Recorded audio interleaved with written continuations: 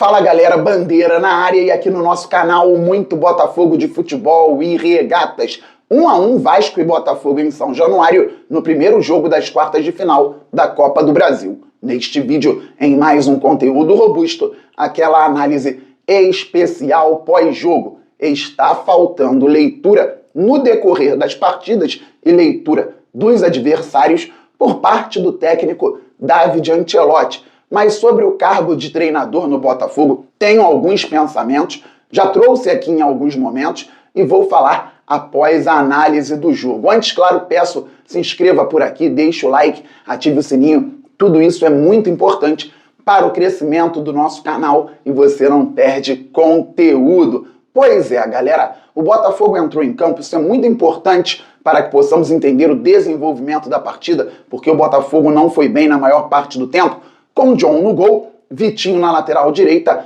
boa notícia, Caio Pantaleão pelo lado direito da zaga, retornando, e Alexander Barbosa pelo lado esquerdo no miolo. Na lateral esquerda, Alex Telles, linha de 4 no meio campo, Arthur na direita, 2 homens por dentro, Danilo e Marlon Freitas, e o Montoro na esquerda. 2 centroavantes, Cris Ramos e Arthur Cabral. A ideia é explorar os lados do campo, povoando a área com a dupla de centroavantes. Deu certo no início, o Vasco realmente tem problemas pelo lado, e eu falei aqui no vídeo de análise pré-jogo, o Corinthians pela esquerda conseguiu passe para dentro, fazendo o primeiro gol em São Januário no último domingo, no segundo gol, passe da esquerda para dentro, finalização, rebote, cruzamento por baixo, gol do Corinthians também. Então o Botafogo poderia explorar os lados e o Arthur poderia ter acertado ali por volta dos 5 minutos após uma escapada pela direita, um passe buscando um atleta para a finalização. Ele acabou invertendo pelo alto,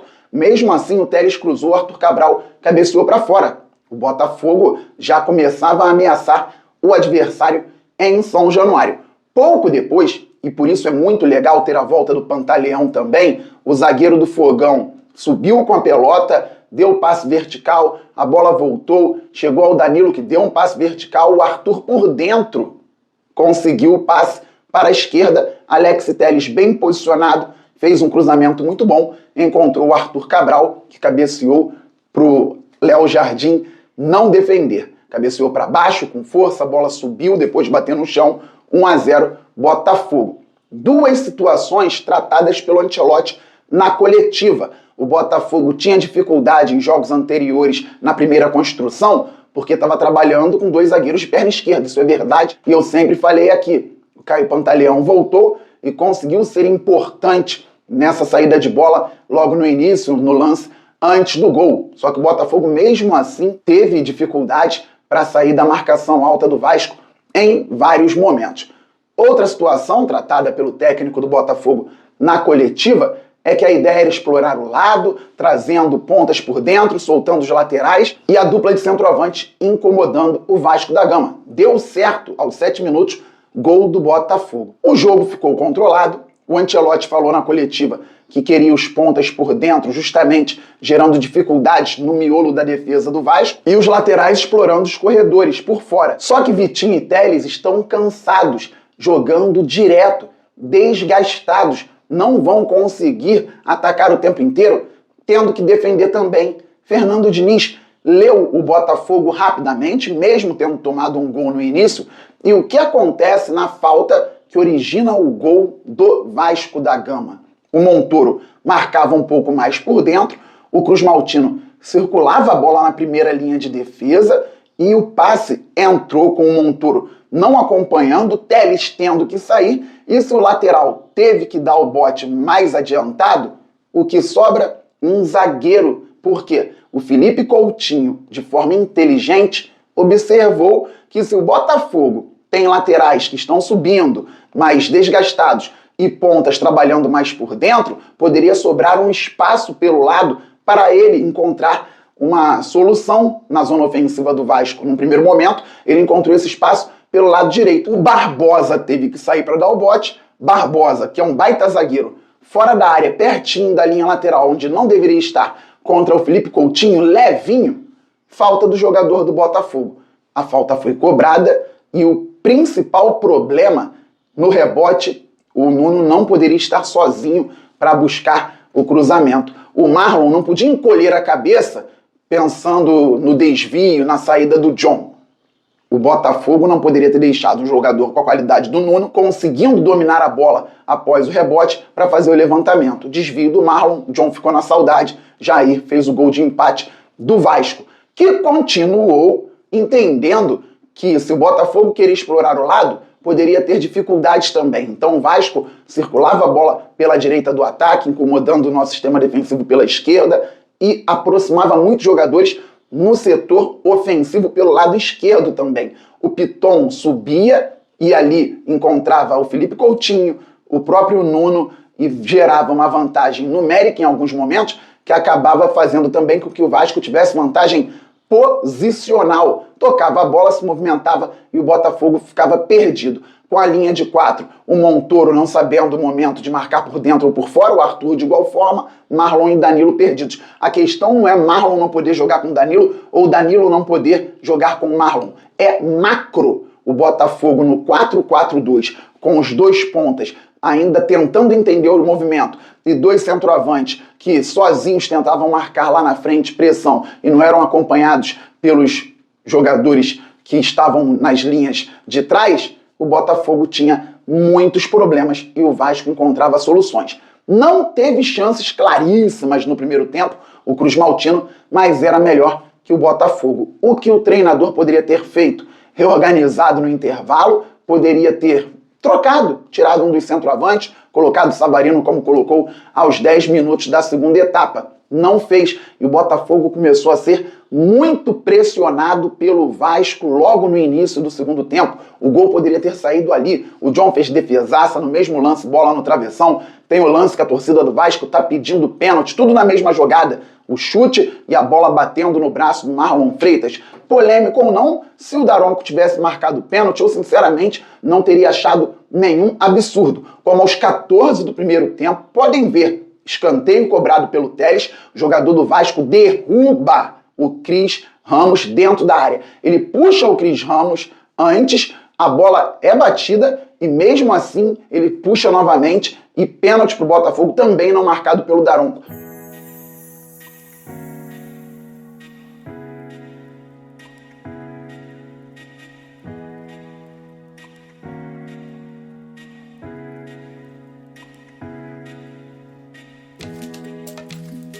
Como o Jair, que com intenção derrubou o Daronco, deu uma banda no árbitro no primeiro tempo, deveria ter sido expulso. Então erros de arbitragem sim, se tivesse marcado pênalti para o Vasco, nenhum absurdo, mas teria que ter marcado também para o Botafogo e o VAR poderia ter chamado para o lance do Jair com o Daronco, que grande parte da imprensa está tratando como resenha, inacreditável. Pois bem, galera, o Vasco era melhor, o Savarino entrou, saiu o Cris Ramos, o Botafogo tinha uma espécie de 4-2-3-1, aí sim, colocando a bola no chão, ali o Vasco parou de jogar como vinha jogando. Foi muito forte do meio do primeiro tempo até o fim e no início do segundo tempo. Quando o Savarino entrou, o Botafogo conseguiu colocar a bola no chão, o Vasco teve mais preocupações defensivas e parecia que o Botafogo melhoraria. Faltava então o Ancelotti colocar mais um ponta, pelo menos, o Jefinho, que foi bem contra o Juventude, entrou bem contra a LDU e até contra o Palmeiras, ou o Matheus Martins antes, mas ele não colocou o Jefinho e na coletiva explicou que queria pontas trabalhando mais por dentro. Não estava dando certo. Podia deixar o Jefinho, então, buscando as costas do lateral Cruz Maltino, do Piton, pelo lado direito e até o cruzamento com a perna boa, já que a ideia era também explorar o cabeceio do Arthur Cabral, já que o Cris Ramos tinha saído. Ou então o Jefinho mostrou contra o Juventude que pode fazer diagonal para dentro, no 1 contra 1, no drible, pode quebrar linhas, mas o técnico David Ancelotti não botou o Jefinho em campo e justificou dessa maneira, queria a ponta trabalhando por dentro. Alex Telles sentiu talvez um desgaste, foi substituído pelo Marçal e entraram Newton e Alan. O Arthur saiu, Marlon Freitas saiu, o Botafogo terminou o jogo com 3 volantes, Danilo, Newton e Alan, e tínhamos Matheus Martins, Savarino e Arthur Cabral mais adiantados. Na hora que o Botafogo poderia construir para vencer, o jogo ficou morno. O Vasco tentando atacar de qualquer jeito, o Botafogo não conseguindo entrar na área adversária, 1-1. Ficou para a segunda partida. Pode ser uma grande virada de chave. No dia 11 de setembro, o Botafogo enfrenta o Vasco no segundo jogo no Newton Santos, lotado, com muita festa, muito apoio, mas o nível de atuação precisa subir urgentemente. Sábado, o Botafogo enfrenta pelo Brasileirão e tem que entrar no G4 o Red Bull Bragantino às 18h30 no Newton Santos. Eu estarei lá. Hoje, o trabalho do Ancelotti não é muito bom. Galera, o Botafogo precisa se organizar coletivamente e potencializar individualidades. O trabalho hoje está abaixo daquilo que é necessário para que o Botafogo seja favorito na Copa do Brasil, para que o Botafogo se estabeleça de fato entre os 4 primeiros do Campeonato Brasileiro. Fabiano Bandeira, é pressão? Você quer que o David Ancelotti saia do Botafogo? Não, galera. Eu espero que o Botafogo se classifique, vença o Vasco no dia 11, passe para as semifinais, seja campeão depois na final da Copa do Brasil. Só que eu penso que um projeto precisa ser longevo, independentemente do que ele faça hoje. Se o Botafogo não ganhar nada em 2025, eu não aguento mais troca de treinador no Botafogo. Eu acredito no projeto com crescimento do time e do próprio treinador. O Ancelotti mostra que ainda não está tão pronto. Então precisa evoluir. Fabiano, o Botafogo não é estágio, eu concordo, mas passaram aqui treinadores importantes, treinadores que não quiseram ficar, treinadores que não deram certo. O Bruno Lage tem um grande nome lá em Portugal, trabalhou na Premier League, não deu certo aqui. Talvez ficando no longo prazo pudesse dar certo. O Luiz Castro teria perdido o Brasileiro de 2023? Não sei, mas tenho quase certeza de que se ele estivesse aqui até hoje, poderia estar ganhando muitos títulos com o Botafogo. Ainda bem que o Arthur Jorge vem em 2024, ganhou o Brasileiro e Libertadores. Se ele tivesse permanecido, também não tenho dúvida de que o Botafogo poderia estar muito melhor. Então, por mim, treinador fica, independentemente do que vai acontecer daqui até o final do ano. Mudar, por exemplo, até o jogo contra o Vasco não faz sentido. Vou trazer o exemplo do Bahia. Um orçamento limitado em relação ao Botafogo, embora seja SAF, esteja dentro de um grande grupo, que é o Grupo City. O Rogério Ceni, para grande parte da torcida do Bahia, deveria ter saído há muito tempo. Mas o City garantiu, não sai. É o nosso treinador, o Grupo City no caso, é o nosso treinador. E o Rogério desenvolve um trabalho muito bom no Bahia, potencializando os jogadores dentro da coletividade. O próprio Jean Lucas, agora convocado pelo Carlo Ancelotti para a seleção brasileira. E Jean Lucas e Caio Alexandre e Everton Ribeiro podem jogar juntos? O Jean Lucas não é um exímio marcador. É um grande jogador, mas não é um exímio marcador. O Caio Alexandre é muito acima da média. O Everton Ribeiro é muito acima da média. E podem jogar juntos. O Bahia hoje é 4º colocado no Campeonato Brasileiro e está nas quartas de final da Copa do Brasil. Disputou Libertadores. E a tendência é de que haja evolução no trabalho. E é um time que joga com a bola com tranquilidade, com muita qualidade. Pode fazer melhor? Talvez, mas é um trabalho que evolui. Só que lá tem metodologia. Eu espero que o Botafogo consiga manter, e aí eu estou falando do Ancelotti, mas se tivesse outro treinador aqui, para que no tempo também possamos ver a evolução do trabalho.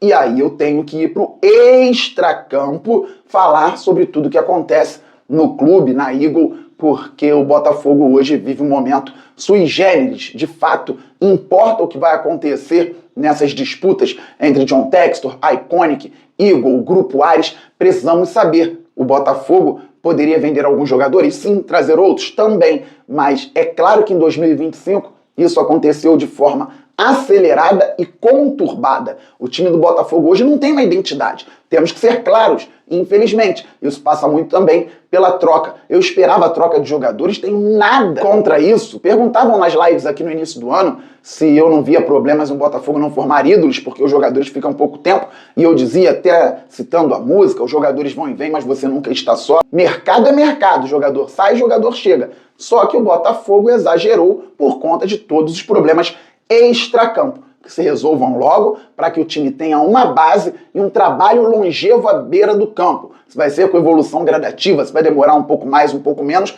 eu não sei. Isso é o que eu penso. Hoje é o Ancelotti que está aí, fiz críticas aqui neste vídeo e continuo fazendo, mas não penso em troca de treinador no momento definitivamente. Beleza, galera? Estamos muito juntos com respeito à educação, opinião aqui no canal Fabiano Bandeira, saudações alvinegras. Aquele abraço, valeu, fui, fogo!